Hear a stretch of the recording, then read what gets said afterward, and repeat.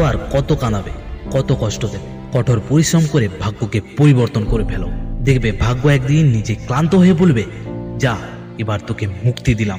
ভালো কপাল, ভালো ভাগ্য নিয়ে আমরা জন্মাই না, সেটাকে আমাদের হাসিল করতে হয়, কাজের মাধ্যমে তৈরি করতে হয়। ভালো ভাগ্য তাদেরই হয় যারা কঠিন পরিশ্রম করতে পারে, নিজের সবটুকু দিয়ে সবকিছুকে অর্জন করতে পারে। আর ভাগ্য তাদেরই হাতে। ভাগ্য খারাপ ভালো বলে কোনো কিছুই হয় না। মানুষ যদি চায় সে সব কিছুকে পরিবর্তন করে দিতে পারে, কারণ তোমার ভাবনার মধ্যেই সবকিছু। তুমি যদি চাও সব কিছু করতে পারবে।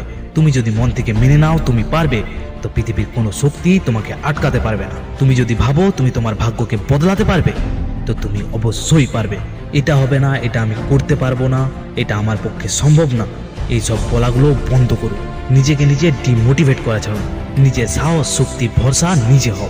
নিজের কাজের প্রতি মহত্ব দিন এবং নিজের নিষ্ঠা দিয়ে কাজ করে যান।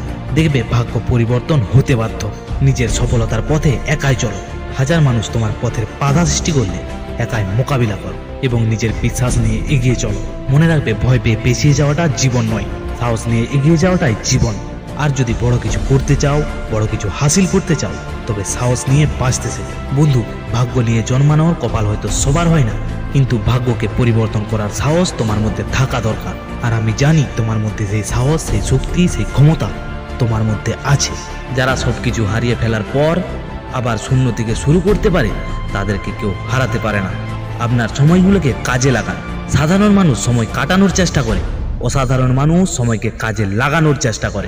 তোমাদের চলার পথে মনস্টার মোটিভেশনের পক্ষ থেকে আমি সুরজ তোমাদের সাথে আছি। ভিডিওটা যদি তোমার একটু উপকারে এসে থাকে তবে সাবস্ক্রাইব করতে ভুলবেন না।